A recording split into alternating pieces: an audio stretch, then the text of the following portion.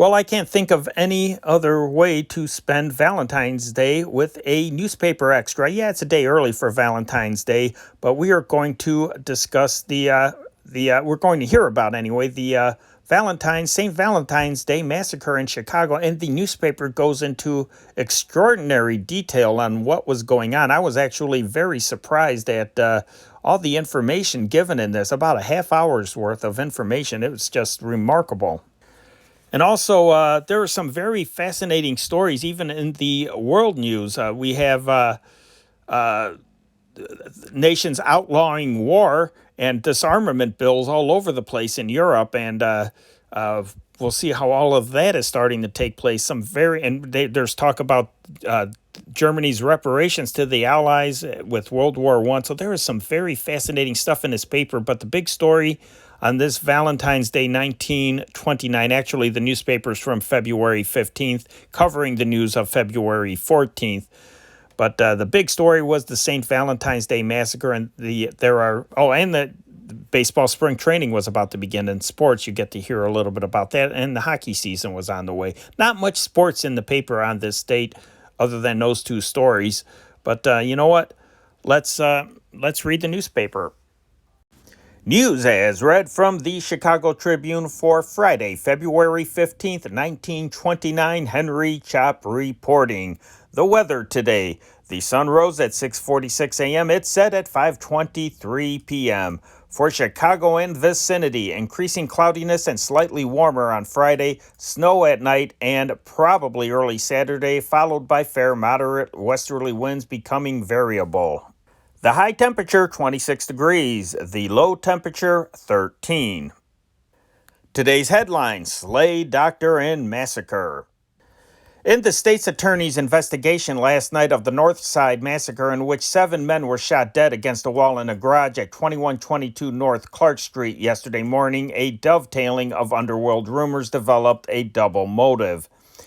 It is the police belief that the gangsters who were killed paid the penalty for being followers of George Moran, successor to Dean O'Banion. The historic antagonist, as history goes in the swift careers of gangsters of the O'Banion-Moran crew, is Alphonse Capone, otherwise Al Brown. While that historic antagonism furnished the police a background of hate, jealousy, and revenge, it was also reported that a more immediate reason for the 7 murders lies in a campaign of Moran's alcohol sellers to take liquor from Detroit sources and with it penetrate the bloody 20th Ward, the booze territory of the Capone gang. While the police under Commissioner Russell and State's Attorney Swanson were hunting evidence, a special coroner's jury was impaneled by Coroner Bunsen to investigate the murders of the men listed and described as follows. Dr. Reinhard H. Schwimmer, resident of the Parkway Hotel, an optometrist with offices in the Capitol building, had no criminal record but was known as the companion of hoodlums and was said to have boasted recently that he was in the Alki racket and could have anyone taken for a ride. Peter Gusenberg, 434 Roscoe Street, for 27 years a criminal and one of the leaders of the Moran gang. Albert R. Weinshank, owner of the Alcazar Club, 4207 Broadway, and an official of the Central Cleaners and Dryers Company, 2705 Fullerton Avenue. Adam Heyer, alias Frank Snyder, alias Hayes, 2024 Farragut Avenue, owner of the SMC Cartage Company, where the murders took place. John May, 1249 West Madison Street, father of 7 children and an ex-safe blower. James Clark, brother-in-law of Bugs Moran and said to have a reputation as a hardened killer. Frank Gusenberg, brother of Peter, who died in the Alexian Brothers Hospital after refusing for an hour to give any information to the police about his assailants. The members of Coroner Bunsen's special jury, which will meet at 10 a.m. today, are Bert A. Massey, president of the Palmolive Company, Walter E. Olson, president of the Olson Rug Company, Fred Bernstein, manager of Covenant Club, Dr. John D. McCormick, dean of Loyola University Law School, attorney Felix J. Steinmetz, master in chancery Walter W. L. Myers. As a start in the investigation, the state's attorney's office raided Cicero last night, sending in 15 prisoners, taking them from the Capone strongholds. As officials viewed the bodies after the shooting, they sought to locate Moran without success. But last night it was reported by friends of the gang chief that he was secluded and refused even to leave his room. Capone was found to be in Florida, superintending his dog track venue there. And startling to the prosecutors was the report that the Moran gang had sought to take advantage of the absence of the head of the Capone organization and seize one of the prized beer, alky, and booze territories of the city, the 20th Ward, a privileged district bossed by City Collector Morris Eller. This report, and it means sure death if true, as the toll from this ward is said to be tremendous. These still concessions alone, amounting to a prince's ransom, received immediate attention. A red-hot automatic fight is in progress in this ward known as the Bloody 20th. The Capone faction supporting state representative William V. Pacelli, who entered the race at the instigation of city sealer Daniel Saratella, a Capone henchman. To get any foothold in the liquor business of that ward, the Marone gang would have to throw their support to Alderman Pregnano, and killings have been done there before over election contests, the officials admitted. So that possibility took its place with the others as the next question was up for consideration. How could this have happened? Detectives who knew the valor of 6 of the dead men wondered. The explanation came. 2 of the executioners were in police uniform, and the 7 men thought they were facing only arrest, yielding to disarming and obeying orders to stand in a row facing the wall. A clever trick. Otherwise, the 7 men would have sold their lives dearly. Were they put on the spot, the police wondered, thinking it's strange that 7 men should have been caught unawares in one of their beer depots at 10:30 a.m. The answer came in a statement that a rum-running expedition was contemplated. The Gusenbergs and their aides were to leave for Detroit at noon with several of the trucks then in the garage, and they had expected to come back heavily laden with forbidden beverages. 6 of the bodies had been quickly identified during the afternoon, all of them being made positive by a comparison of their fingerprints with others on file at the Bureau of Identification. It was not until late in the evening that it was learned that Dr. Schwimmer was one of the dead. Dr. Carl Meyer, chief surgeon of the county hospital, recognized Dr. Schwimmer's body. Schwimmer, who called himself a doctor of optometry, had attended a patient Dr. Meyer knew as Peter Gorman, in reality Peter Gusenberg, who was operated on for appendicitis. Other inquiries brought the word that Schwimmer had been proud to call himself friend of O'Banion and had followed up that association with Jaime Weiss until Weiss was killed, with Vincent Drucke until Drucke was killed, with the Gusenbergs until they were killed, with them, the doctor.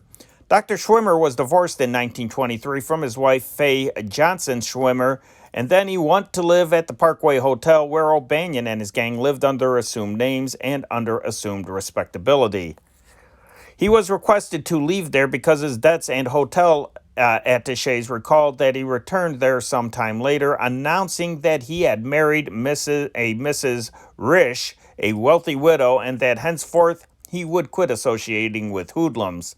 But the former Mrs. Risch divorced him a year or so ago, the detectives were told, and Schwimmer returned to his old ways, telling his acquaintances he enjoyed sharing in the dangers of the Moran gang in bringing in contraband here from Detroit.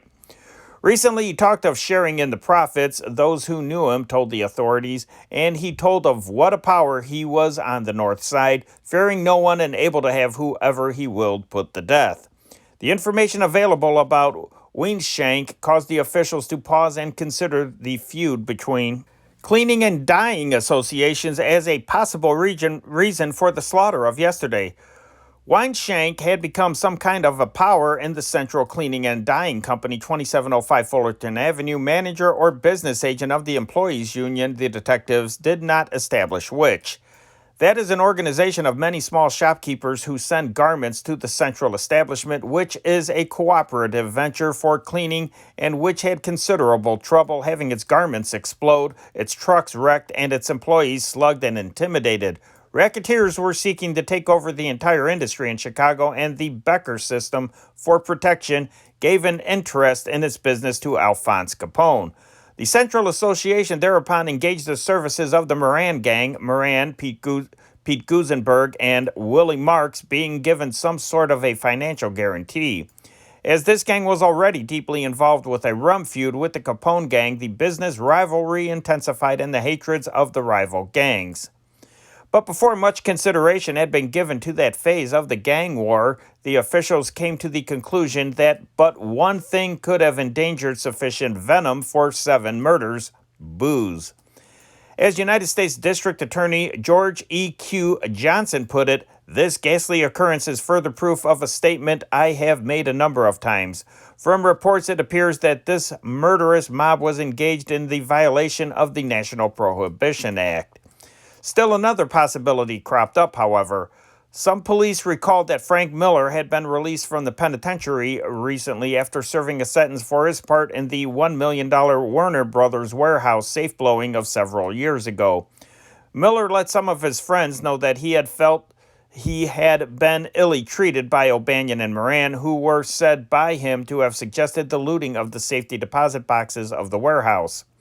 Again, it was said that the Gusenbergs were responsible for the attempt on the life of Jack McGurn at the McCormick Hotel a few years ago, and that McGurn was a freelance gunman who always paid his gun debts.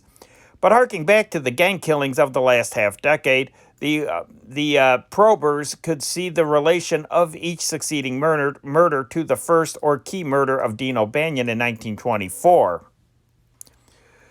Until O'Banion was killed, there had been some sort of agreement among the bigger men of the bootleg world, and Mike Merlo was alive to keep the Sicilians in check, Merlo believing that there was plenty to be made by all, and there was no necessity for killings. But Merlo died before he was buried. The Sicilians had eliminated O'Banion from further competition with them and from further hijacking.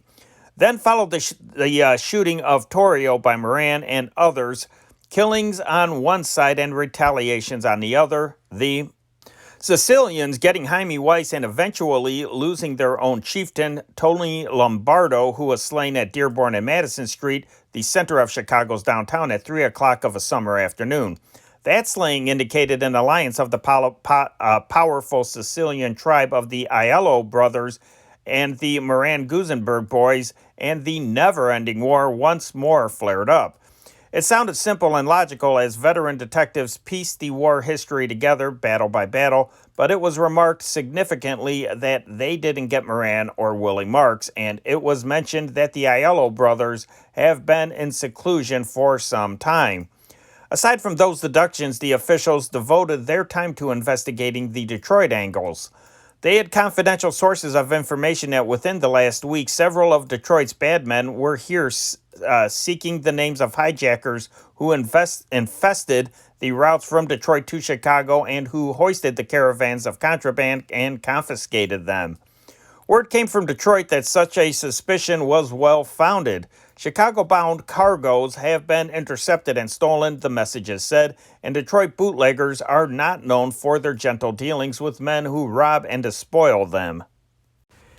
In the now international code of the rum runners, a hijacker is classified as a horse thief, formerly was, and a death sentence is always imposed if the hijackers are caught, the officials emphasized. For some of the Cicero followers of Capone came the suggestion that the financial drain on Moran's purse was so great that he might have plotted their deaths, having them hijacked Detroit goods and then betraying them to the Detroiters. The suggestion was given a place in the list of possibilities. The story of the depressed financial condition of the Moran gang was told even as the pockets of the dead members were yielding large sums of expensive wristwatches were being taken from the bodies and large diamond rings from the stiffening fingers. Body of number 1, Lieutenant John L. Sullivan would announce to Lieutenant Otto Erlandson of the Homicide Bureau, and as it was identified as Pete Gusenberg, off came a large diamond ring and $447 in cash. His papers and all were put in a bag. Times have been tough for the Moran gang since the gambling joints were put out of business, a squad leader explains. You see, Moran has to keep a great many men in luxury and money, so he'll have them for bodyguards. Formerly, he could get them large sums of money by forcing the gambling joints to hire them as inside guards, preventers of stick-ups. The beer racket, which used to be tremendously profitable, has fallen off, and all the Moran bunch had to subsist on recently has been the booze and alky business of their boss. Remember the gang trying to kidnap Abel Cooper downtown a few months ago? They were desperate to get money, and they were unable to operate openly because of the police raids, so they have been sticking up booze and beer cargoes coming here from Detroit. Anything to get a dollar without working. Well, here they are. Body number 2, sings out Lieutenant Sullivan, and the cards give it the name of Albert Weinshank. And someone asks if it is the former state representative, and is told it is his cousin. Weinshank had only $18 in cash on him when he was killed, but he had a fine diamond ring and a bank book showing his account in the name of A.R. Shanks.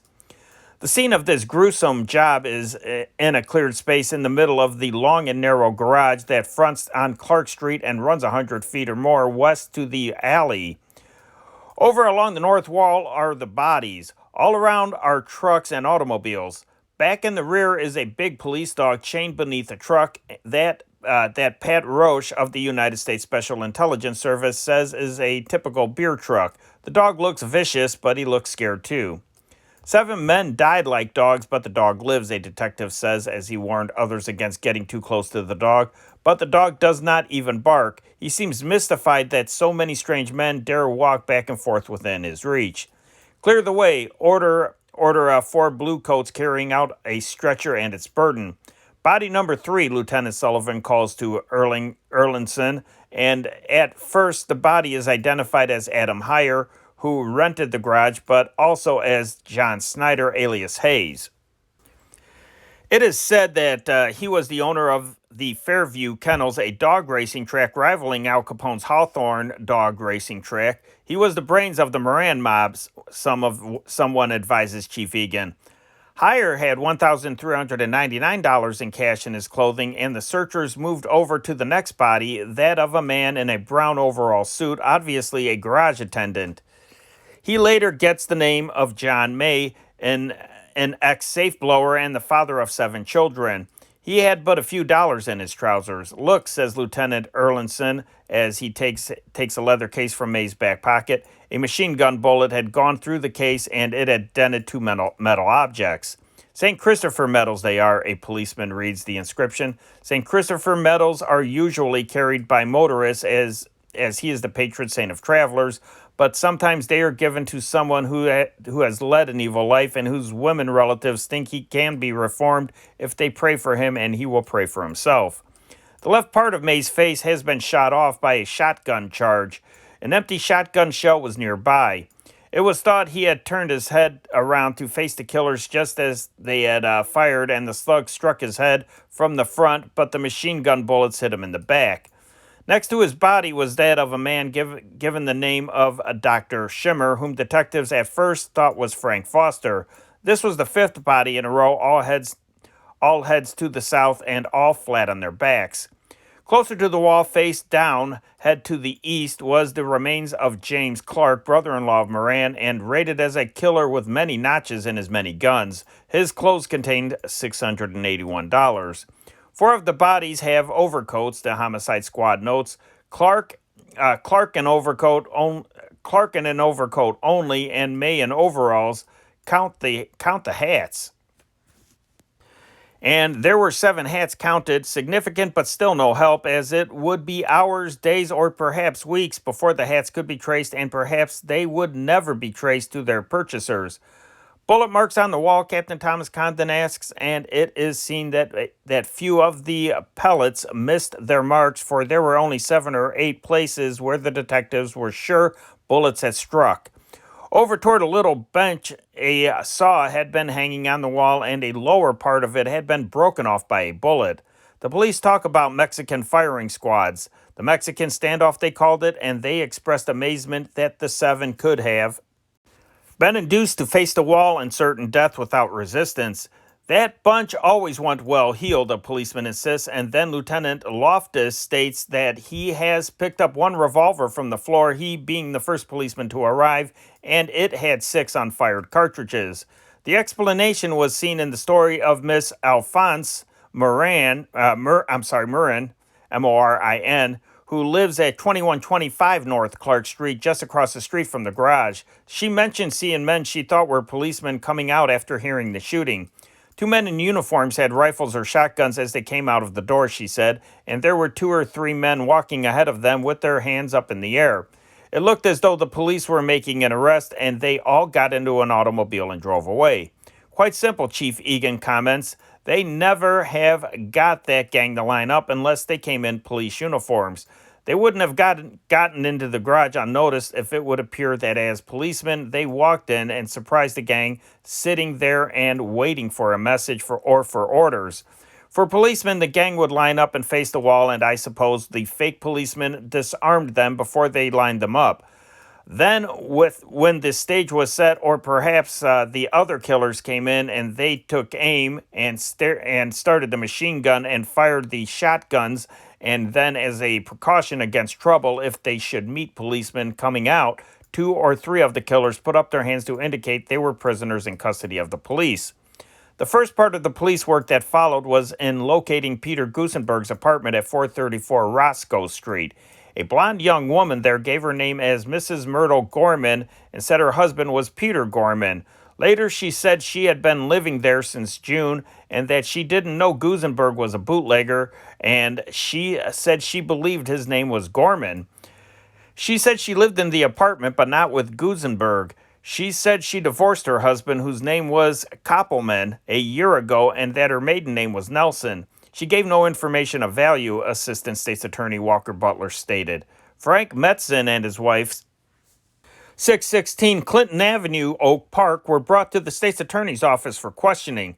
What information was available about their knowledge of the case was that in tracing a telephone call, the police learned that the Gusenberg brothers had some slot machine deals with someone at a number found to be Mattson's.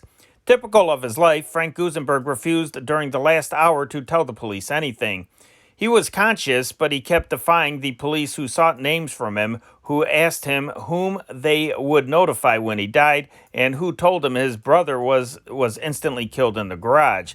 Assistant State's Attorney David Stansberry was put in charge of the investigation last night by State's Attorney John A. Swanson, who said the inquiry would go on all night.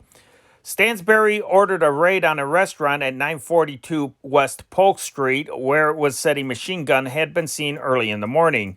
Onelio Spino, his son Sam, and 3 customers were taken for questioning, but all denied having seen any machine gun there.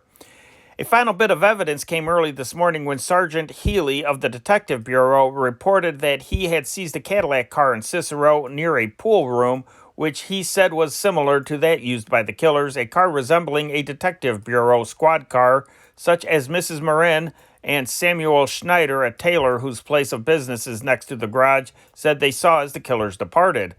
One of Sergeant Healy's prisoners had a story of interest. He gave his name as Louis Orloff, his residence as St. Paul, and he had held out $500 to Sergeant Healy when the policeman covered inmates of a Cicero hotel with guns. He thought at first it was a robbery, he said. I came here to buy alky, he said. 3 weeks ago, I bought a load for $500. I took it to St. Paul and made $400 on the deal. I came here for another load. He claimed not to know the name of the seller, saying he was called only to Steve. Orloff had a loaded pistol in his car. The 6 gangsters slain in yesterday's massacre were well known in Chicago police circles. The records of the Police Bureau of Identification gave their histories as followed. Peter Gusenberg, he first appeared upon the police blotters in 1902 in a larceny case, sentenced to Joliet for 3 years in 1906 for burglary, paroled in 1909, returned for parole violation in 1910, paroled again in 1911. In 1923, he was sentenced along with Big Tim Murphy and others to 3 years in Leavenworth Prison in connection with the Dearborn Station mail robbery. Within the last 2 years, he was known as a leading member of Bugs Moran's North Side bootleg gang. Frequently taken into custody by police in weekly drives against criminals, the last such occasion having been a week ago.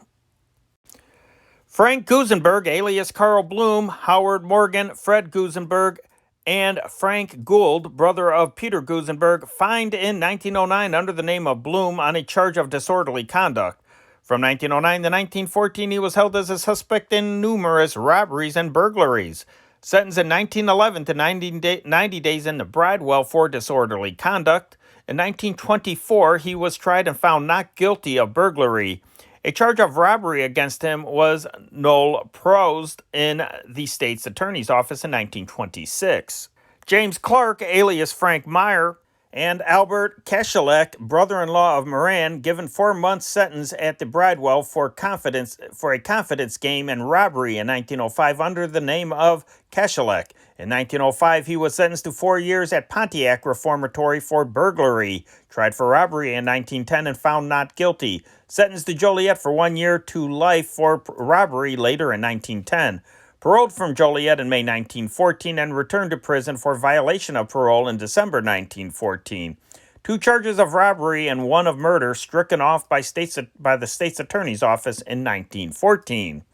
John May, auto mechanic, said by police to have been a safe blower before annexing himself to the Moran gang, charged by police but not indicted with robbery in 1913. Larceny charges against him were stricken off the docket in 1917. Adam Heyer, alias Frank Snyder, Arthur Hayes, sentenced in 1908 to 1 year in the Bridewell for robbery, sentenced to Joliet Prison in 1916 for a confidence game, paroled, returned to prison, and re-paroled, returned again for parole violation in 1923, discharged from prison February 1923. Albert R. Weeshank, believed by the police to have joined the Moran gang months ago when Moran was scheming to gain control of the cleaning and dyeing industry in Chicago. The murder at that time of John G. Clay, business agent for the Teamsters Union, has never been solved. Mrs. Myrtle Gorman, wrapped in $5,000 worth of fur coat, was the center of attention at the state's attorney's office last night. She is the widow of Peter Gusenberg, gangster, whom she married as Peter Gorman. A circle of prosecutors hemmed in the pretty and blonde Mrs. Gorman and endeavored to discover in the family life of the murdered burglar, racketeer, and bootlegger a clue to his slaughter with 6 others.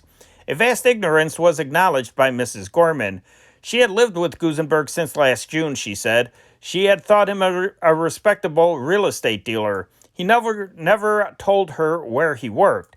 He had never known his friends or his enemies. He had never let slip a word which would cause her to think he was other than an ordinary businessman. She sobbed a little. She waxed indignant at some of the questions, but she knew nothing. Her attitude was typical of the other women brought in for questioning about the dead men they had known as husbands or sweethearts.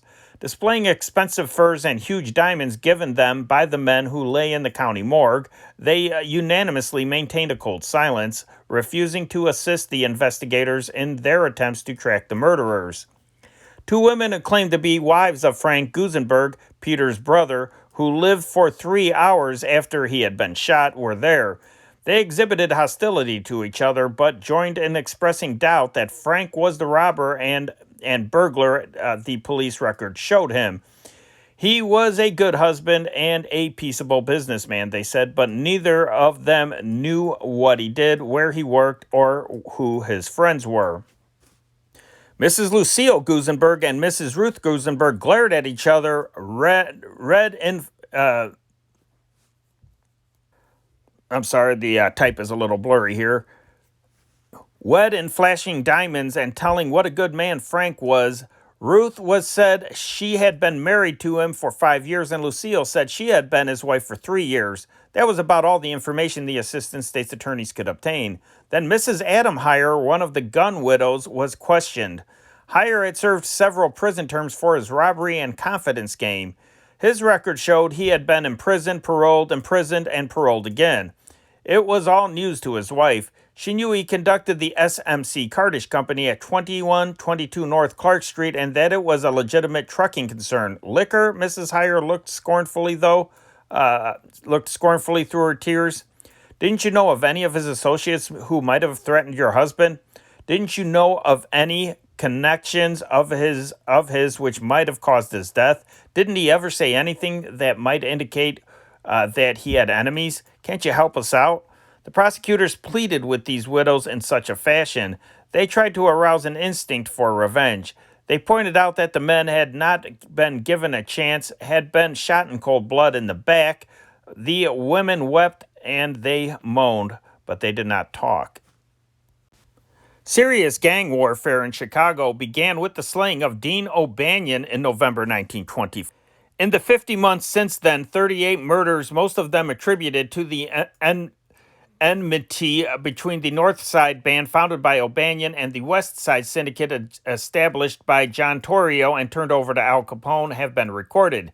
Yesterday's massacre marked the end of the North Side dynasty, which began with O'Banion. O'Banion yielded to Jaime Weiss, who was replaced by Shimmer Druckey, who was succeeded by Bugs Moran, and Moran last night was missing, with 7 of his chief aides dead.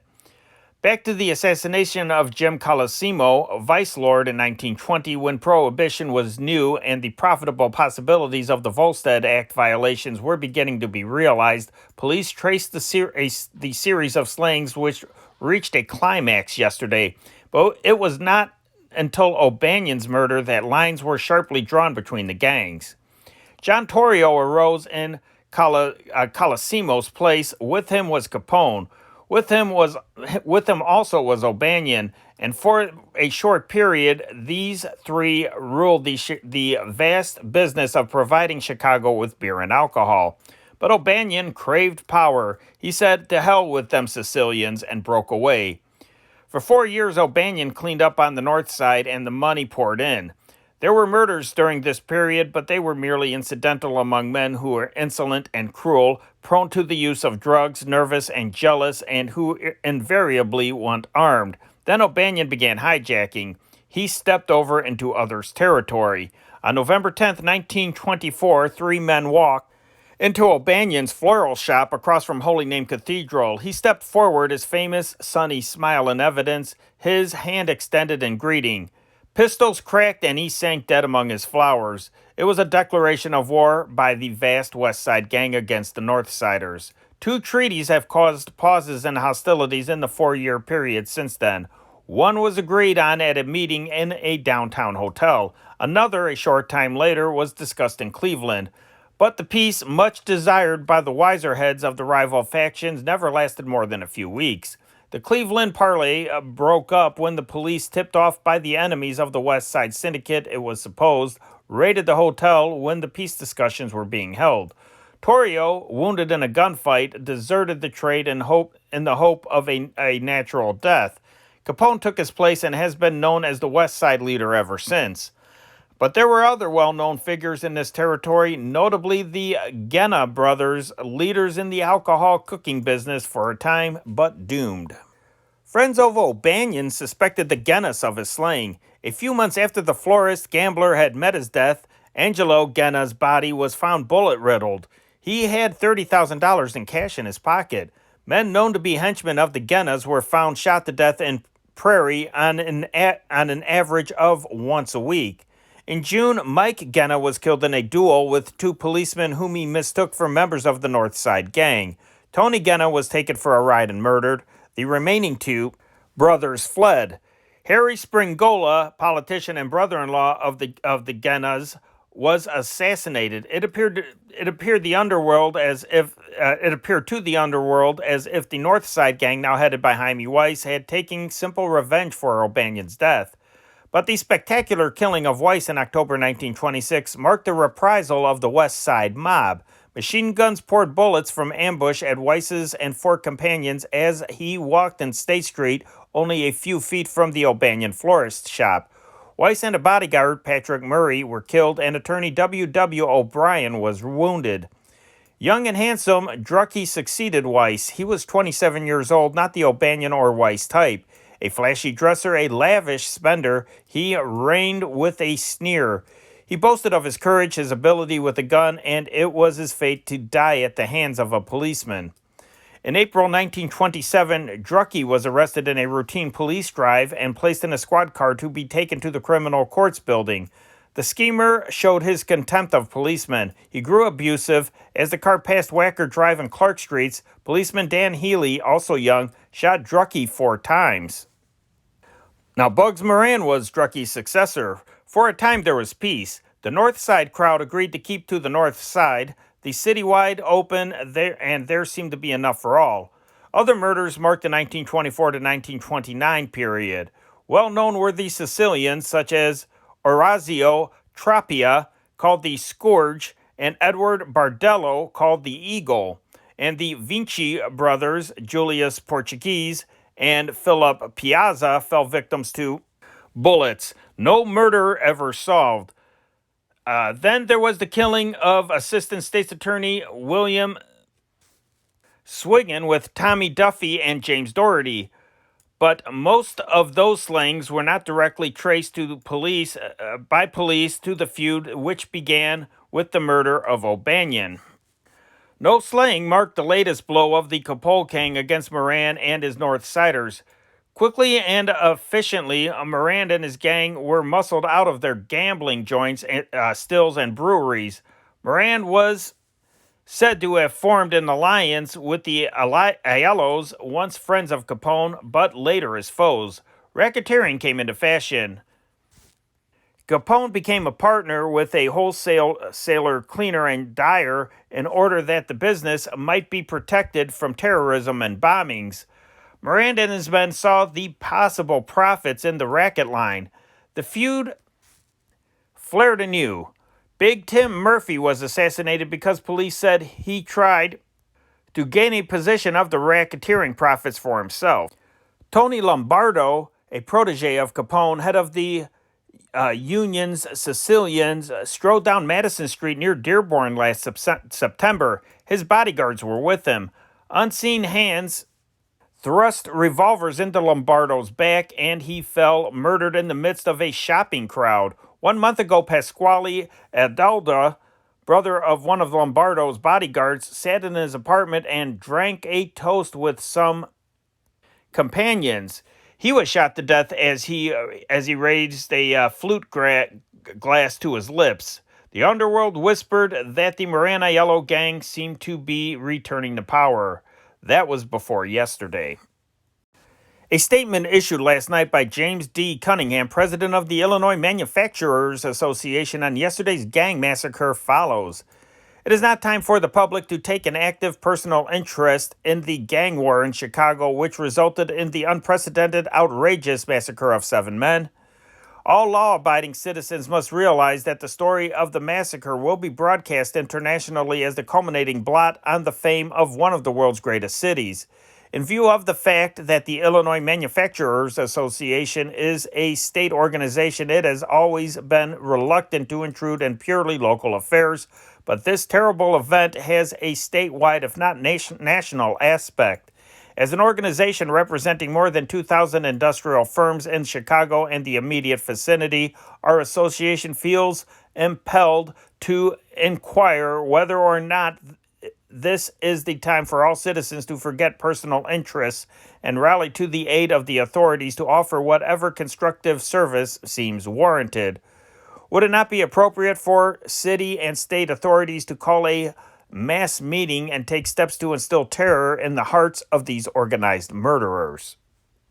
Ottawa, Ontario, February 14th.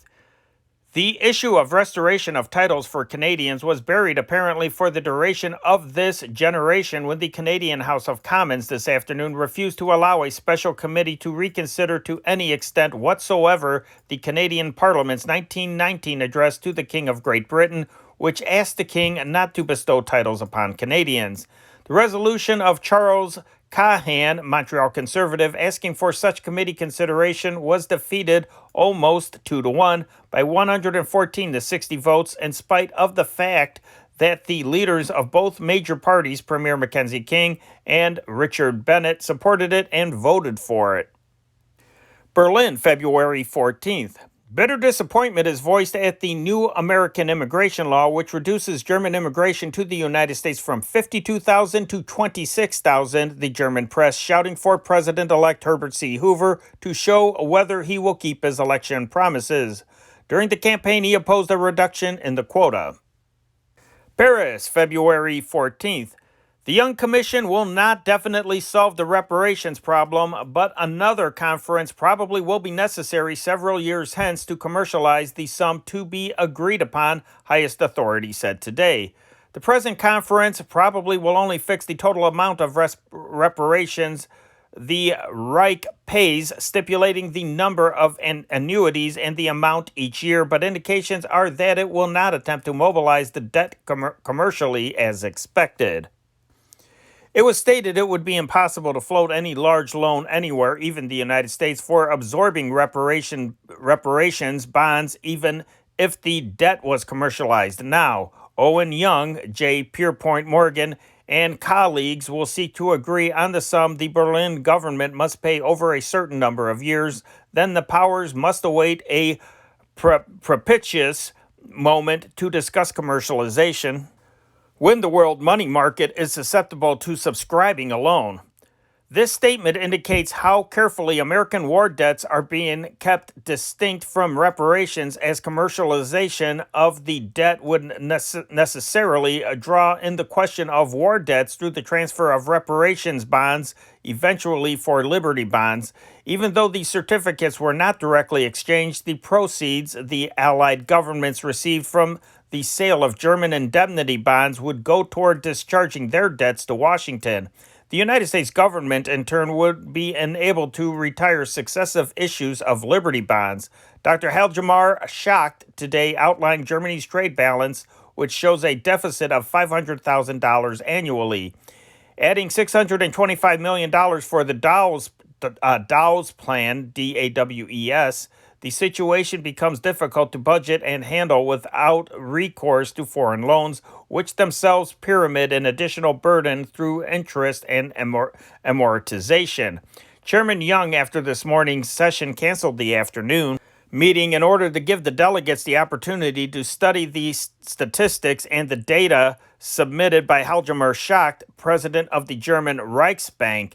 The commission will resume its deliberations tomorrow morning. Today's session was concentrated on an examination of Germany's trade balance, which is unfavorable since the exports of the Reich exceed the imports. Dr. Schacht asks how this was to continue since the reparations annuities must be added to the adverse balance and be made good in the budget. Other delegates pointed out that Germany's invisible assets must be taken into consideration.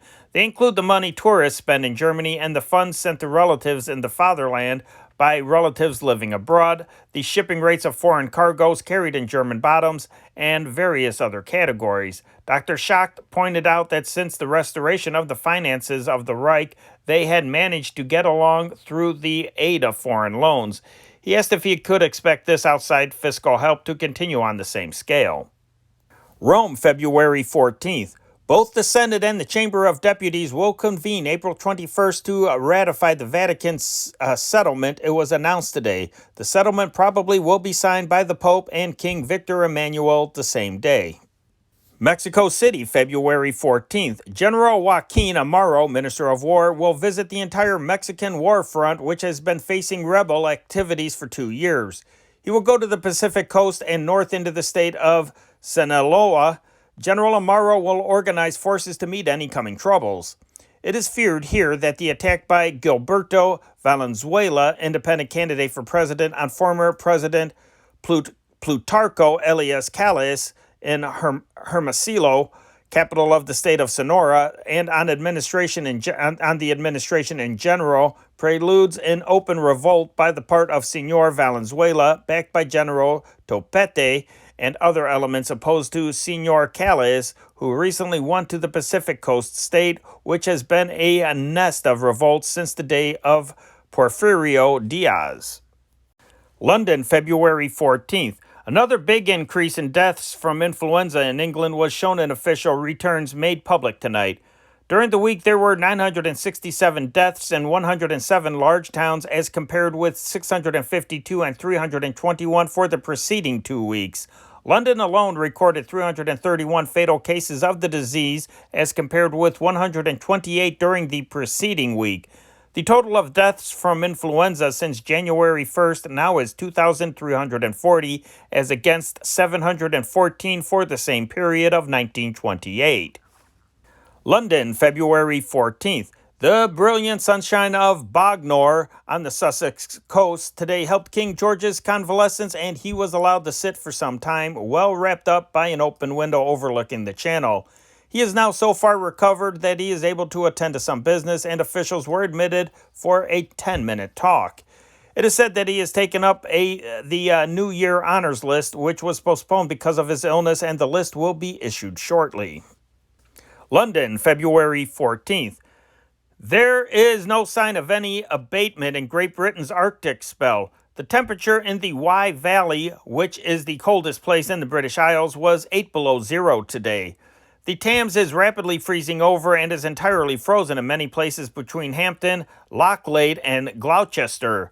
Efforts are being made to keep it open, but as fast as the ice is broken by boats and barges, it freezes again. The Weather Bureau predicts even colder weather. Nice, France, February 14th. The Riviera, famed winter playground of those seeking relief from snow and ice, found itself today in the grip of the worst snowfall in 140 years. The weight of a 3-inch fall of snow added to that already unthawed caused a big garage to collapse, burying a score of persons and seriously injuring 3 of them. Paris, February 14th. Old-fashioned wool stockings suddenly returned in vogue today when, taking a hint from the recent frosty spell, dry goods merchants filled their windows with the ancient stock of cold-proof hosiery and did a record business. On the fashionable Champs-Élysées and in the opera districts, not a single silken limb was to be seen this afternoon. Those which were not clad in knee-high gaiters were adorned with the same kind of woolen stockings used in the great open spaces, and the style is spreading rapidly. The thermometer rose slightly today, but in Paris, which is accustomed to clement weather, it is still freezing. Heavy blocks of ice are floating in the Seine, and the river is frozen from shore to shore for the first time in 40 years at the town of Mortereau. The poorly heated law courts were so cold today that the judges authorized the jurors to pass judgments in overcoats and hats. The city's poor population is putting in a miserable period, and Free Soup Kitchens report they fed 60,000 people during the day. Berlin, February 14th. The ice of Lake Constance today claimed 3 victims in a harrowing tragedy. 3 grown-ups and 5 youths set out from Hard on the Bavarian shore to skate across the lake to the Swiss shore. When in the middle of a sudden thaw, wind sprung up, bursting the ice and beating the lake into a furious, seething cauldron. The 8 terrified wanderers had to spend the night tossed hither and thither on the ice floe, which was steadily breaking up. Shouts failed to attract attention from shore.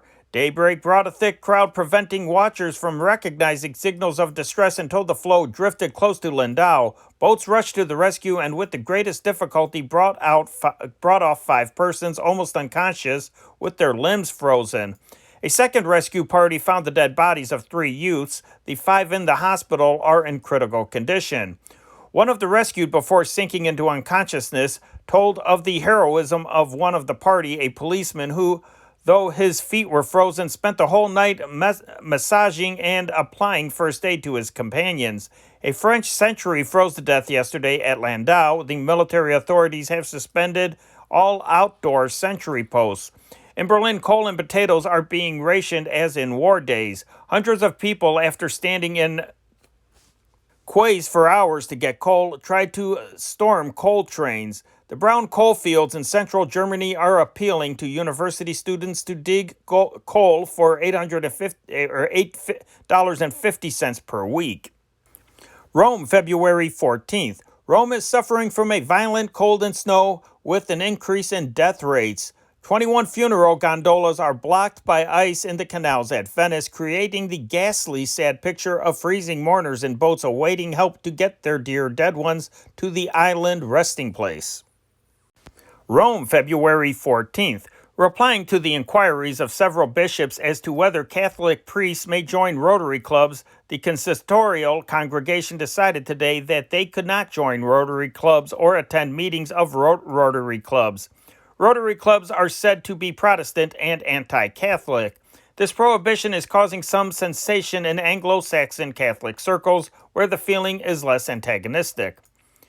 Rome, February 14th. I.D. Sutton of Tampico, Mexico, president of International Rotary, is to visit Rome soon. It is understood that he will seek audiences with authorities of the Vatican and try to dissipate the impression that of the organization, which is held by the church authorities and which was expressed in decisions by the consistorial congregations to the effect that members of the priesthood could not join Rotary clubs. Mrs. Sutton, who was chosen to his office at the International Convention in Minneapolis last June, is now in Vienna. It is supposed that he will visit Naples on his way to Rome because a Rotary Congress is said to be held in that city this coming spring. King and Pope to exchange visits. The program for ratifying the treaty and the concordat between the Vatican and the Italian government, which will culminate in an exchange of formal calls between King Victor Emmanuel and Pope Pius, was discussed today in the newspaper Giornale d'Italia. This organ is usually the source of public information on diplomatic affairs. The newspaper said that the calls between the monarch and the pontiff probably would not take place until after the middle of June. The king would first visit the Pope at the Vatican, and the head of the church would then call upon the ruler at the Quirinal Palace. Warsaw, Poland, February 14th. The Polish authorities have arrested Deputy Ulitz of the Sicilian Diet, who is chief of the Volksbund, the German minority organization in Silesia, on charges of activities against the safety of the state. Among the charges against Ulitz is that of abating military desertion by means of forged documents. Berlin, February 14th. Professor Louis Lewin, Germany's most famous toxicologist, and Professor Paul Schuster, neurologist, reported to the Berlin Medical Association that their experiments with Banisterin proved conclusively that the new medicine is a powerful aid in combating head influenza and similar diseases following in the wake of the influenza epidemics. The new drug is said to be alkaloid of liana, found in Mexico and Ecuador, where it is supposed to be used by Indians as a narcotic. Both doctors advocated the organization of expeditions to locate and the distribution of the creeper from which the drug is derived, as less than 1 ounce of the drug in its pure form was known to exist. Paris, February 14th. There were evidences of renewed concern for Marshal Ferdinand Foch at his residence of the distinguished patient this evening. The affection of the lung was the cause of an extended medical consultation, and the doctors were finding difficulty in overcoming uremia, which had resulted from the kidney trouble. Doctors Deverniers, Heitz-Boyer, and Degeners took part in the consultation. They refrained from sounding any highly pessimistic note, but there was a feeling about the household that the Marshal's fight for life was dragging. The illness of Marshal Foch had an unexpected repercussion this morning in a duel between two newspapermen who have been assigned to his home during the illness. Marquis Henry de Sambriel took offense at some remark made by Georges Chaperoux, which he considered a reflection upon all newspapermen who had waited patiently day in and day out for news of the Marshal. A challenge followed early this morning. They met. Dr. Sembrou fired into the ground while Chapeau's bullet went wild. And now for national news. Washington, D.C., February 14th. Appropriation of an additional $2,500,000 for immediate expansion of the Volstead enforcement activities was requested by the Treasury Department today. The request, admittedly a concession to Southern Dry Democrats, is counted upon by administration leaders in both houses to break the conference committee deadlock over the Harris $24 million increase proposal, which has threatened passage of the first efficiency supply bill. Under present plans detailed in estimates to be transmitted to the House by the Budget Bureau, the $2,500,000 will be divided between the Prohibition Bureau and the Customs Service. About $1,500,000 of the amount will be allotted to the Dry Bureau for a substantial increase in the number of field dry agents in every part of the country. The balance will be used to double the Customs Service patrol along the Canadian border. Approval of the $2,500,000 increase would bring the total set aside for the prohibition enforcement activities of the Dry Bureau, the Coast Guard, and the Customs Service during the current fiscal year to nearly $42 million. The regular Treasury Department appropriation bill carried $13,500,000 for the Prohibition Bureau and $19,400,000 of the $29 million allotted to the Coast Guard will, it was estimated, be spent in chasing rum smugglers.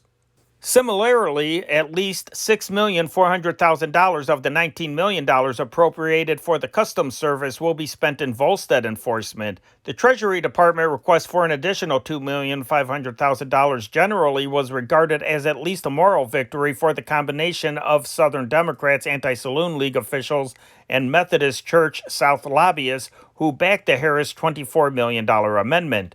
After driving the amendment through the Senate by a 2-1 vote, the combination met defeat in the House when the House overwhelmingly refused to instruct its conferees to accept a $24 million rider on the deficiency bill. Secretary of the Treasury Mellon refused the ire of the dry leaders, particularly Bishop Thomas Nicholson, president of the Anti-Saloon League, Bishop James Cannon Jr. of the Methodist Church South, and E.L. Crawford, secretary of the Southern Churchmen's Temperance Board, when he urged Congress not to appropriate any substantial sum in advance of a comprehensive survey of conditions and needs. When the $2,500,000 request was made public today by Bishop Cannon in New York, preparing to embark for a European trip, said, "I would emphasize the act of the College of Bishops of the Methodist Episcopal Church South calling upon Congress to provide what men and money that may be necessary to develop and put into effect an adequate program of prohibition enforcement." Washington, D.C., February 14th. An apparent attempt by President Coolidge to delay for 1 year the construction of ships authorized by the Cruiser and Aircraft Carrier Bill aroused a storm of protest at both ends of the Capitol today. In submitting his estimates for new construction, the president recommended the approval of appropriations amounting to $12,370,000 for beginning 5 cruisers and 1 aircraft carrier during the next fiscal year, but failed to include any funds for beginning 5 ships this year as called for by the cruiser bill, which he signed yesterday. As a result, the subcommittee of the Senate Appropriations Committee immediately voted to override the president by making $770,000 of the appropriation available for beginning construction of 5 cruisers before next June 30th.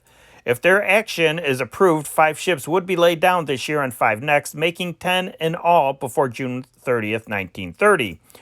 Under the bill authorizing cruiser construction, 5 ships were to be started before June 30th of this year and 5 each in the 2 succeeding years.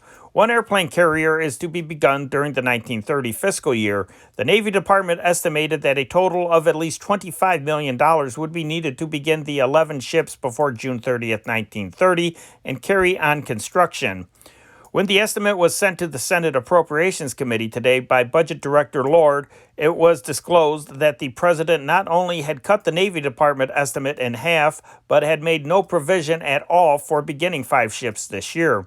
According to naval officers and members of the House Naval Affairs Committee, the effect of the president's action would be to delay the program at least a year. The estimates as submitted included $5,800,000 for construction and machinery, $6 million for armament and machinery, and $570,000 for improving and equipping Navy yards so construction could begin. Understanding that the Navy Department had asked for more than $20 million and curious as to why the president had failed to include funds for beginning ships in 1929, the subcommittee of the Appropriations Committee called Secretary of the Navy Wilbur before it. His testimony was, not disclosed, but a short time later, the subcommittee voted to make $200,000 of the $6 million armament estimate immediately available, as well as the $570,000 for Navy Yard improvement. The amendments, together with the $12 million cruiser appropriation, will be tacked on the annual Navy supply bill, which is expected to be reported to the Senate tomorrow. The intent of the subcommittee, as reflected by their statements and actions today, is to have the bill carry sufficient funds so that the ships carried in the cruiser bill will be laid down as provided in the act. Members of the Senate and House Naval Committees were of the opinion that President-elect Hoover will be more liberal in recommending funds for cruiser construction. Their aim, it was said, is to make sure this year that the ships are started and depend on Mr. Hoover to expedite funds for completing them. Chairman Fred Britton, Republican Illinois, announced this evening that he has called a meeting of his committee to discuss the cruiser appropriation situation tomorrow. I cannot understand why the president cut the Navy estimates in two and then failed to provide funds for the beginning of 5 cruisers this year, he said. I propose to call naval officials before the committee and find out why the estimate submitted by the president is so small. If necessary, the committee may amend the Navy supply bill so that sufficient funds will be supplied. Washington, D.C., February 14th. Final approval today by the shipping board of the sale of 11 crack ships of the United States and American Merchant Lines to Paul M. Chapman Incorporated, Chicago and New York investment bankers, marked a definite withdrawal of the government from the oceanic passenger trade. The sale price was $16,082,000.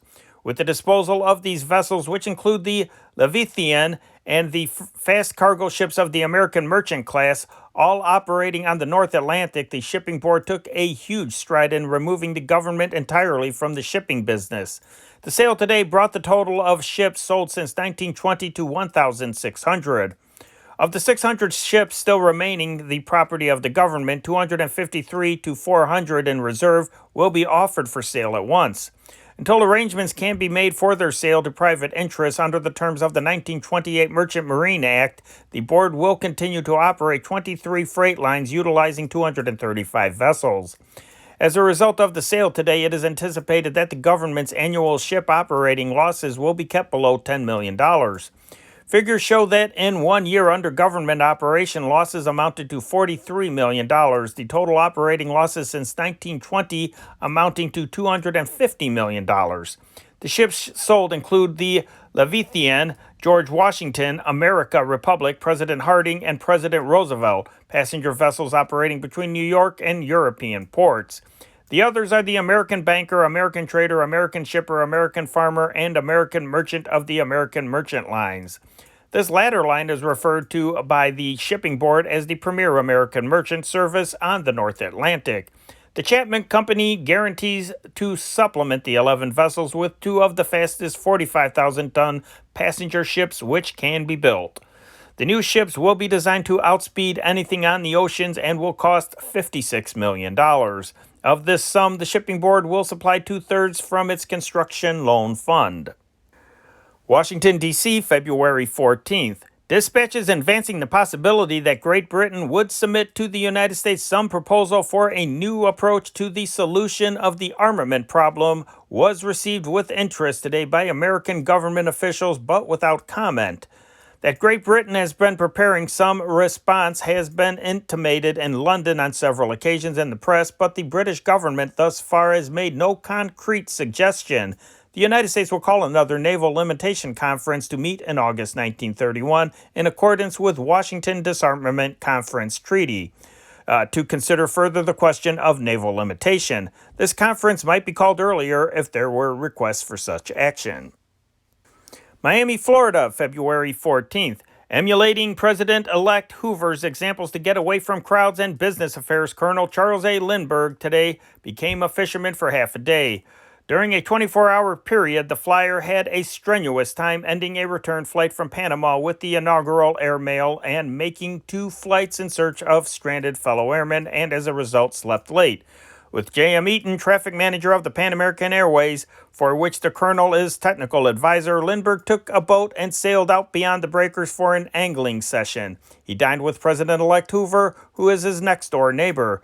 Commenting on his engagement to Miss Ann Murrow, daughter of the American ambassador to Mexico, he said, "The announcement is sufficient acknowledgement of the engagement. Lindbergh plans are hazy, although he said he expected to leave here in a few days. He has been invited by Howard Coffin to stop at Sapelo Island, Georgia, for some hunting and fishing, but indicated today he might not accept this invitation when he declared that all reports relative to any stops between Miami and Washington were unauthorized." The colonel plans to go to Washington for conferences before setting out on an aerial survey of the East and West transcontinental airmail route. After returning from one flight yesterday in search of the Hoyt amphibian plane, whose crew, unknown to the colonel, had been rescued by a ferry boat off Key West, Lindbergh took off again last night to seek the Sikorsky plane in which Harry Rogers and 3 companions were missing. After a search along the Keys, Lindbergh returned, intending to resume his search today, but meanwhile, the stranded plane was located on Pine Cay off Grand Andros Island. Mexico City, February 14th. It was stated here today semi-officially that the wedding of Colonel Charles A. Lindbergh and Miss Ann Murrow, daughter of Ambassador Dwight W. Murrow, will take place between now and June, the date depending on Colonel Lindbergh's engagements and activities. Today, Ambassador Murrow furnished the latest photo of Anne to the press, the occasion for taking the photo being the fact that papers here published a fake photo purporting to be Anne. Mr. Murrow refused to state when the wedding will take place. Miss Murrow remained in seclusion, protected from interviewers who today continued to besiege the embassy. Washington, D.C., February 14th.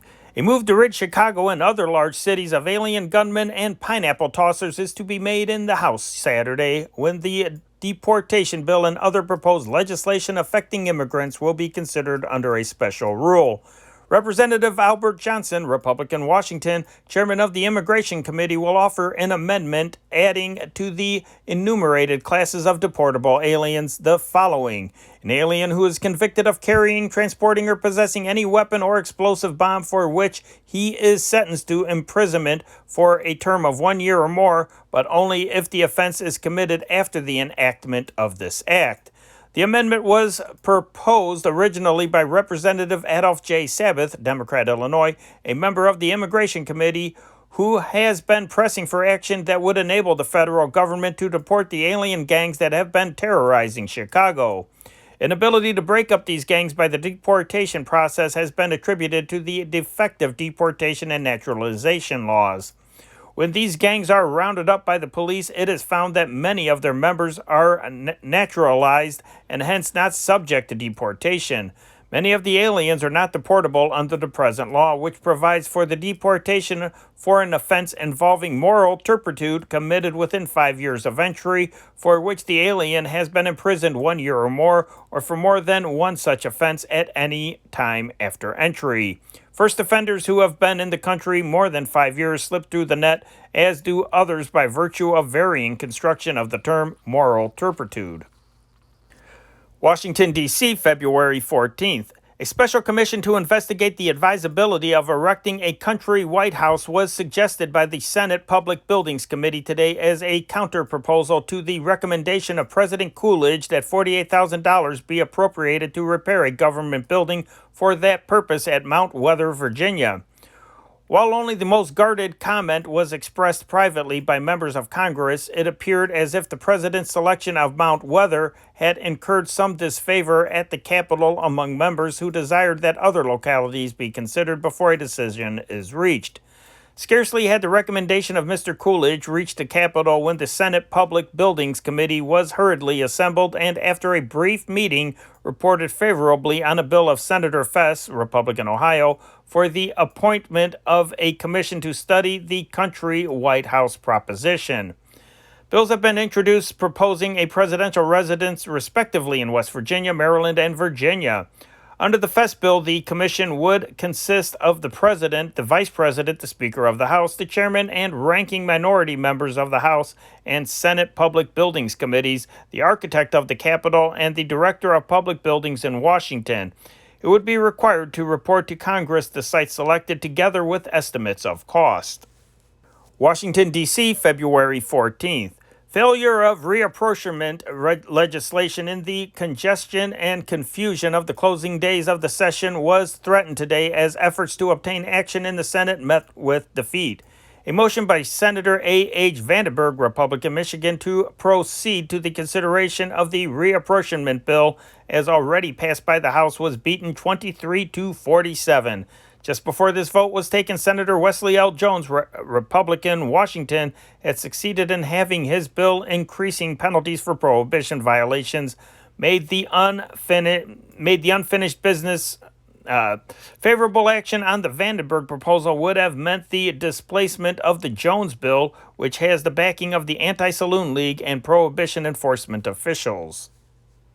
Paris, February 14th. General John J. Pershing has considerably recovered from his attack of influenza, but he is remaining in his room at the Krillin Hotel for several more days. The general's sister, Miss Mary Pershing, is suffering a sprained ankle, which she hurt whilst on board ship. Washington, D.C., February 14th. The investigation into the charges of irregularities in the conduct of Judge Francis A. Winslow, a New York federal district judge, as asked in a resolution introduced by Representative LaGuardia, Republican, New York, today was in the hands of the Department of Justice. LaGuardia, a member of the House Judiciary Committee, to which his resolution would give the task of making the investigation, called on Attorney General Sargent today to confer about the details of the preliminary inquiry that the committee has asked the department to make. The committee will meet tomorrow. LaGuardia's resolution declared that members of the bar had accused Judge Winslow of judicial improprieties and favoritism to Marcus Helfand, New York attorney. Revere, Massachusetts, February 14th. A room fitted out to represent a dugout of World War days in France, even to French inscriptions and artistic decorations in a building said to be the home of Revere Post veterans of foreign wars, was raided today by federal prohibition officers. A brewing plant, a liquor splitting plant, and a quantity of liquor were seized. Jack Wheeler, commander of the post, and Benjamin Waxler, in charge of the bar, were summoned to appear before the United States Commissioner tomorrow on charges of violating the dry laws. Los Angeles, California, February 14th. When Amy Semple McPherson returned from her surf to sand kidnapping 3 years ago, she gave love offerings to those who publicly substantiated her much-doubted story, according to testimony today at a Special Assembly Committee investigation here. Gladwin Nichols, whom the red-haired evangelist disposed as leader of Angelus Temple's Silver Jubilee Band because he was too ambitious, and Harry C. Swift, a vegetable vendor, told of the gifts. Swift said that he received $180 from Mrs. McPherson and her mother, Mrs. Minnie Kennedy, when he first declared he had seen Rosie and Steve abduct the revivalist from the beach at Ocean Park. Nichols named Mrs. Frank Eisenberger, who told the Temple flock that she had seen Mrs. McPherson's double in San Jose, and the Reverend S.W. Howard, who related the discovery of a desert shack similar to the one in which Amy said she was held by other recipients. The committee is attempting to learn if Judge Carlos S. Hardy received his check for giving Miss McPherson legal advice when her kidnapping story was under heavy fire, and if he should be impeached in the state assembly. Swift said that when he advanced himself as an eyewitness to the kidnapping, Mrs. Kennedy and Mrs. McPherson called Judge Hardy to hear his story. Kenneth G. Ormanston, the former Angelus Temple radio man who occupied a love nest at Carmel by the Sea during Miss McPherson's disappearance, made his long-awaited appearance before the committee today and disappointed those who hoped for the worst. Only events which followed the revivalist's return from the desert were touched upon during the brief questioning. New York, February 14th. Following simultaneous raids in Brooklyn and Manhattan today, federal authorities announced that they had completed their case against bootleggers who have been supplying the bulk of high-class liquor to large public and private functions and to many wealthy and socially prominent patrons. In addition to $500,000 worth of the finest quality imported liquors, The two raids netted a large quantity of documentary evidence, including customers' lists, many of the names appearing on which would prove startling if they are made public. Assistant United States Attorney Robert Watts declared. Charles H. Strong, Secretary of the New York Bar Association, declared today that liquor could be secured from the employees of every club to which he belonged, and that this traffic was carried on with the knowledge, consent, and approval of the boards of governors of the clubs. In the Social Register, Mr. Strong is listed as a member of the Century, Downtown, and City clubs. St. Joseph, Michigan, February 14th. Accused by her daughter of having slain 8 children, Mrs. Ethel Lewis, age 49, together with the daughter, Mrs. Okel Gorham, age 23, must stand trial on charges of having killed the 5-month-old son of Mrs. Gorham last Sunday. They waived examination when arraigned in Justice Court this afternoon on first-degree murder warrants and were bound over to the circuit court without bond. It was intimated that both would be given sanity tests before appearing in circuit court. Although county officials claim to have obtained conflicting statements from Mrs. Lewis, they admitted that 4 hours of questioning had failed to materially alter her denial of her daughter's accusation. According to Cunningham, Mrs. Lewis admitted having put sore mouth medicine into milk given Clarence Wesley, the child for whose death they are held. "It's a lie. They're all lies," she shouted as Mrs. Gorham accused her of not only poisoning and choking Clarence Wesley, but also of causing the deaths of 3 other grandchildren and 4 of her own children. "Is the truth? I'm telling the truth," her daughter retorted. Newark, New Jersey, February 14th. Liquors valued at $75,000 left Newark today for delivery to 4 New Jersey homes from which it was taken in March 1927 by raiders who did not possess search warrants. Armed dry agents guarded the trucks in which it was conveyed. The owners instituted court proceedings to recover the liquor, and Judge William N. Runyon of Newark held that it must be returned. Boston, Massachusetts, February 14th. Terrific underground gas explosions which hurled manhole covers skyward and shattered plate glass windows caused injuries to more than 40 persons across the downtown district late today. More than a score were treated at hospitals. The explosions, which followed each other at rapid intervals, occurred in the vicinity of Summer and Chauncey Street when evening commuter traffic to South Station and nearby subway stations was at its peak. Thousands milled about the streets in panic trying to escape injury. Many were trampled. Police attributed the explosions to a short circuit of high voltage wires and electric powered conduits. Snow and ice were believed to have sealed the vents, which ordinarily would permit gases to escape. Durham, North Carolina, February 14th. A terrific gale is sweeping the camp of Commander Richard E. Byrd's Antarctic expedition. Radio operator Gren Lee with the exploration camp today informed F.M. Whitaker of Durham, who operates an amateur radio station, and communicated with the Byrd base early today for 25 minutes. Mr. Whitaker has arranged to attempt to get into touch with operator Granley each Thursday morning.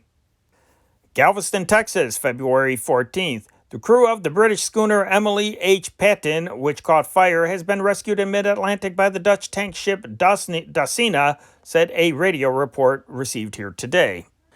Seattle, Washington, February 14th. James L. Posey, supposed stormed Madden's storekeeper of the freighter Alloway, was taken off the helpless ship by the Coast Guard cutter Chellan tonight near Unamak Pass, Alaska, 2 days after he refused to join his 33 companions who took the lifeboats and were picked up by the steamer Montauk in a raging Alaska gale. Key West, Florida, February 14th. The yacht Diana, said to be owned by a man named Lindbergh, a cousin of the famous flyer, was wrecked and sunk on a shoal about 200 yards off Key West tonight. None unidentified persons were rescued by Coast Guardsmen and others.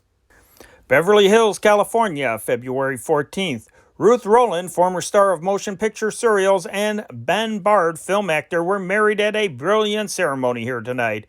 Billy Dove, screen star, was maid of honor, and Robert Z. Leonard, a director, best man. The couple declined to reveal their honeymoon plans. The bride has made a fortune in real estate since leaving the films. And now back to local and regional news. There was a great rivalry in the classrooms of all Chicago grade schools yesterday for the annual Valentine box held the center of the stage. As popularity is measured by the number of Valentines received, the occasion was one of vast importance to the youngsters. After a day when spelling and arithmetic had never seemed so dull and unnecessary, came the moment when the lid was lifted from the elaborately decorated box. The pupils sat with bated breath, each listening for his or her name to be called by the teacher, who in most instances acted as Cupid's mailman. Grown-ups weren't allowed to forget Valentine's Day either. Shop windows displayed Valentines of all sorts. In bakery windows were heart-shaped cookies and cakes, and in candy shops were large fat red hearts of all sizes, containing chocolates, stick candy, or nuts. Department stores displayed artificial flowers as well as handkerchiefs and sets of costume jewelry in heart-shaped boxes, and florists, as usual, urged that father, son, and sweetheart say it with flowers. It was estimated that between $250,000 and $500,000 was spent on Valentine's gifts. Postmaster Arthur C. Luter last night said that mail records indicated that 1 million Valentines had been handled by the post office.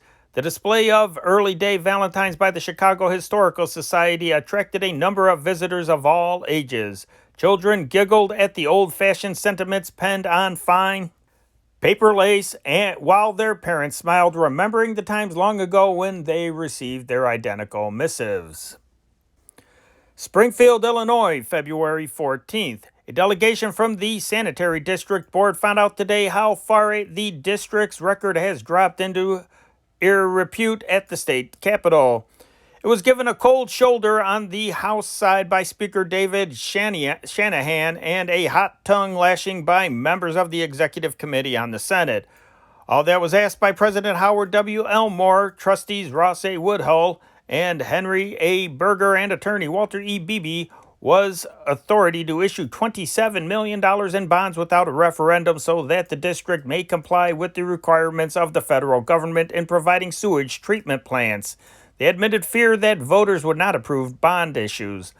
Nothing doing on removing the referendum, said Speaker Shanahan to the trustees. I am opposed to any tax increases or the removal of any referendums on bond issues.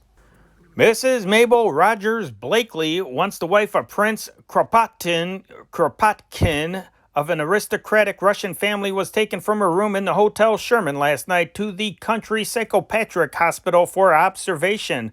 Police took her to the hospital on a warrant issued several days ago by County Judge Edmund K. Jarecki on the recommendation of Dr. William Hickson, municipal psychiatrist, who said he found her mentally unbalanced.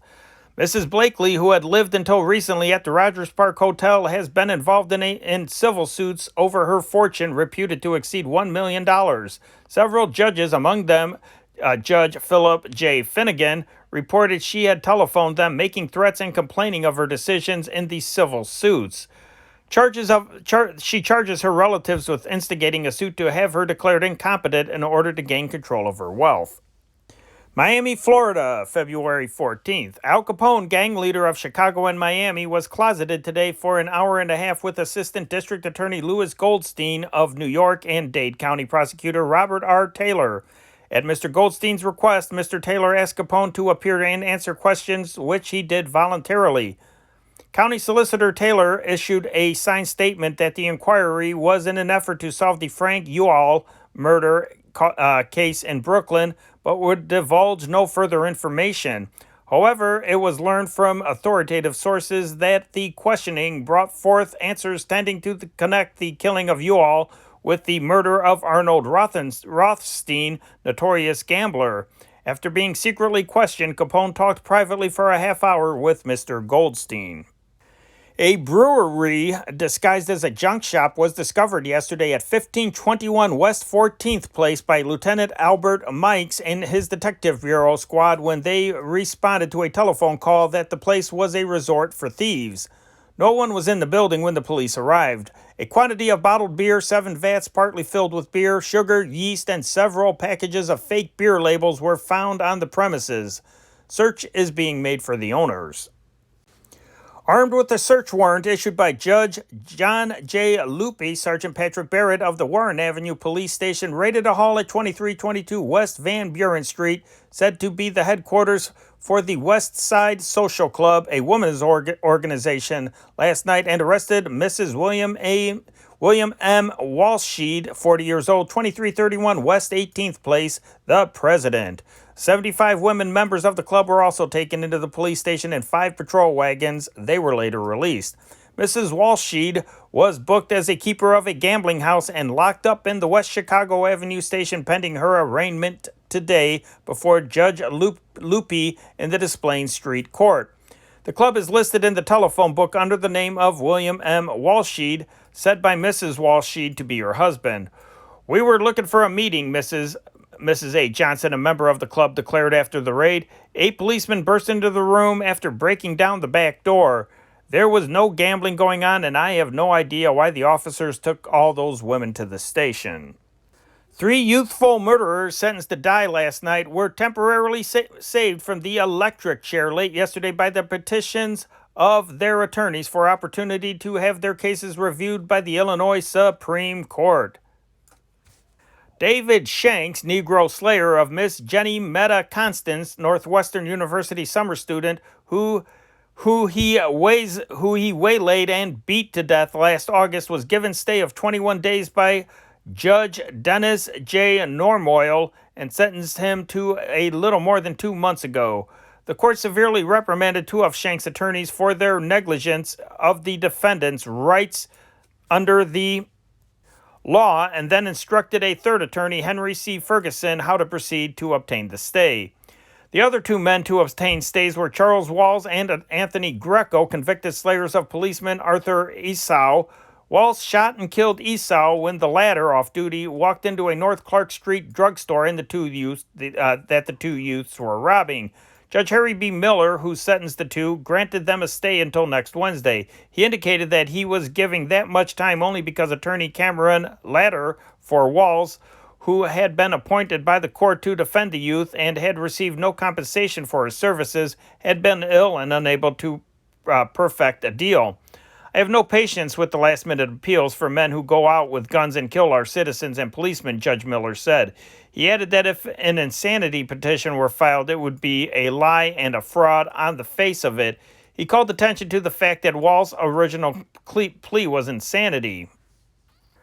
Louis C. Newman, arrested several weeks ago for tampering with meters of 65 customers of the Commonwealth Edison Company, was granted probation yesterday by Judge Herbert G.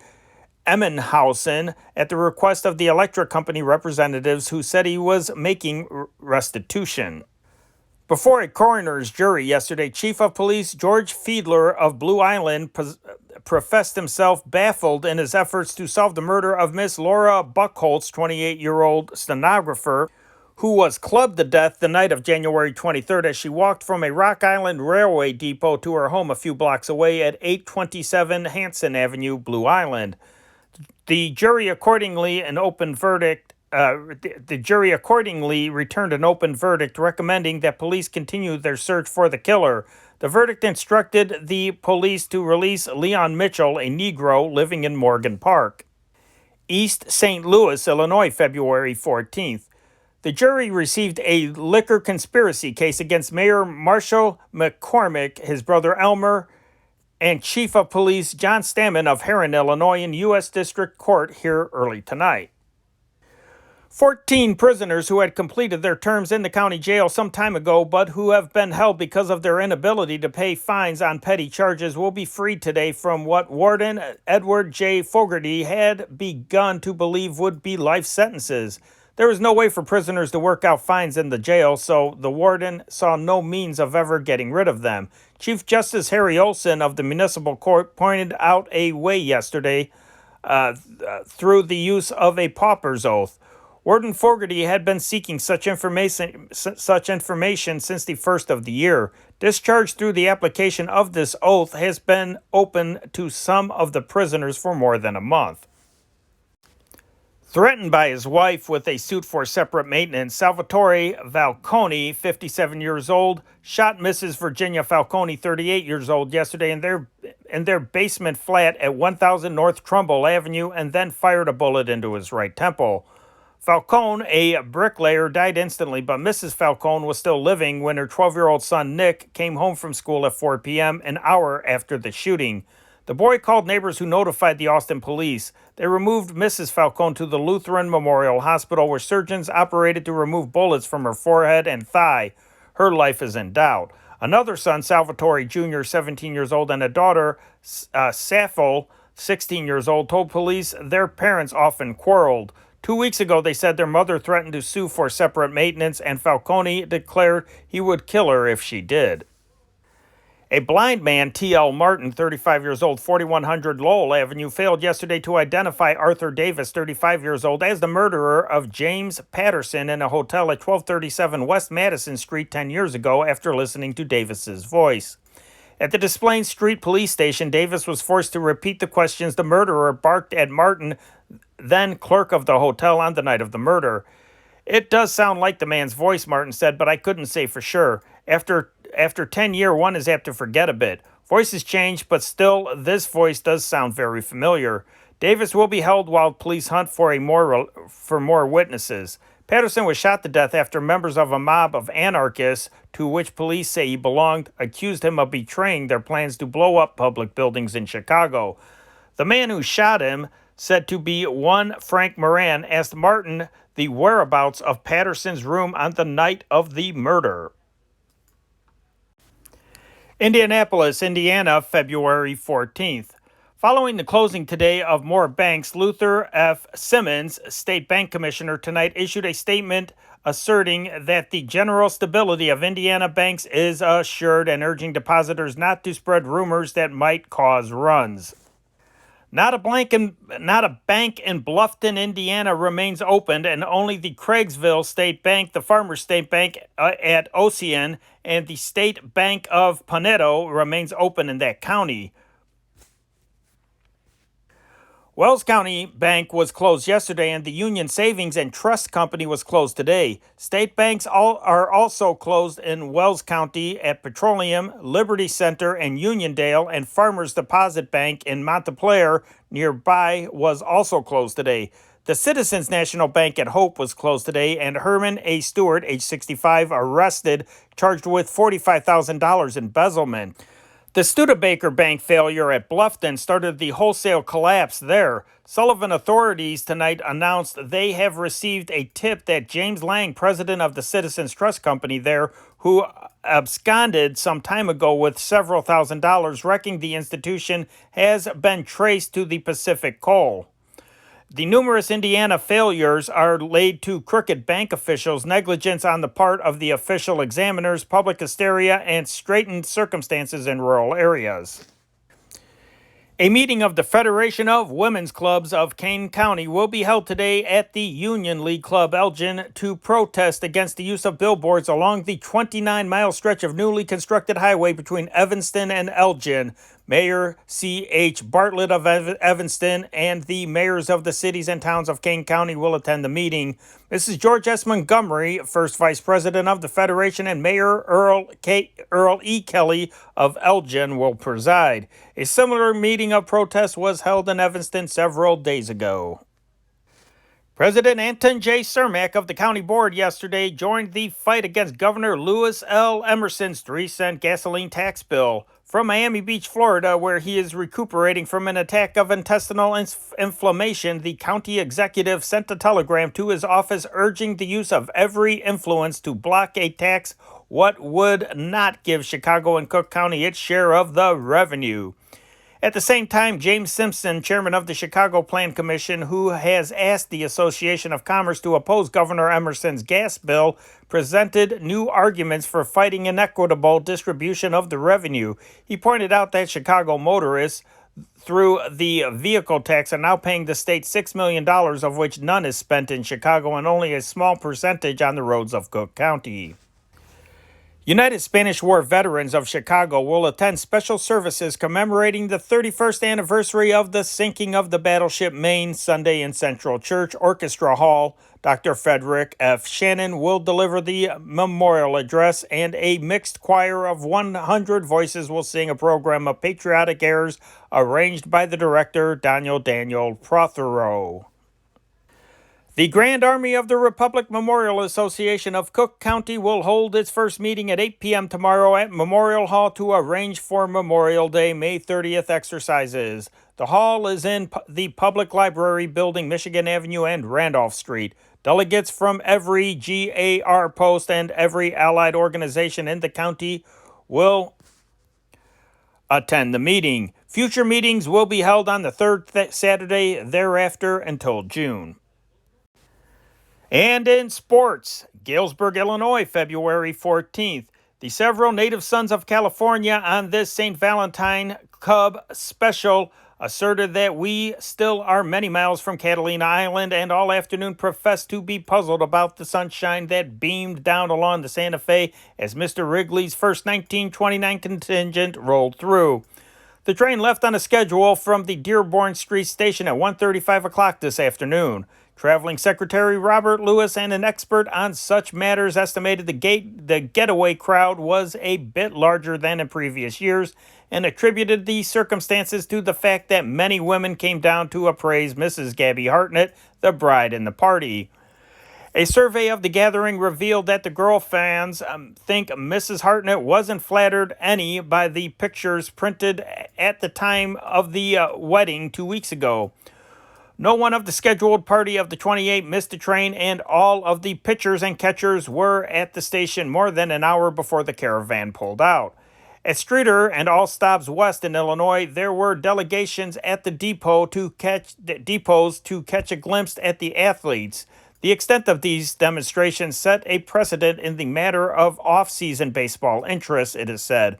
One of the groups included almost 100 men and boys, many of whom requested a view of a certain favorite. The demand for views of Gabby Hartnett and Hack Wilson led to the poll. Gabby obliged with brief addresses from the car platform. Hack, not being on the train, was unable to function. After all he was probably drunk if I know the stories I've read about Hack Wilson. Anyway, after all the athletes had finished the first installment about how good they feel, things turned to worry about whether Coach Jimmy Burke would catch the train at Kansas City. Jimmy is a genial grouch who shouts a spirited pinochle game, and trainer Andy Lotshaw, a shy fellow, finds it impossible to start any noise on a Cub train unless the radiant-skinned Mr. Burke is aboard. Telegraphic advices from Los Angeles, Phoenix, and other far western points received by Secretary Lewis just before the first special left confirmed earlier estimates that 38 persons will be at the Wilmington dock at 2 o'clock Sunday morning. The Cub boat is scheduled to arrive at Catalina at 12:15 Sunday afternoon. The only thing connected with baseball to be performed Sunday afternoon will be the assignment of lockers, then relaxation until 10 o'clock Monday morning when the first 1929 Cub workout will be staged under the critical eyes of boss Joseph McCarthy. Springfield, Massachusetts, February 14th. George Burns, former outfielder of the New York Giants, has been appointed manager of the Springfield Eastern League Baseball Club. Fort Erie, Ontario, February 14th. Les Canadiens of Montreal remained in front of the pack fighting for the leadership of the international group of the National Hockey League here tonight when they defeated the Chicago Blackhawks 1-0. Gagne scored the goal in a dramatic way. He rolled in toward the net to poke the rebound of Joliet's shot past Gardner, who came out of the cage to fight off Joliet. Toward the close, the Hawks gave the Canadian club a severe test, but wild shots spoiled their chances to score. Johnny Gottlieb led the losers, though he combined brilliantly at times with Taylor and Irvine. And that is sports, and that is news as read from the Chicago Tribune. Henry Chop reporting, Friday, February 15th, 1929. Have a swell day.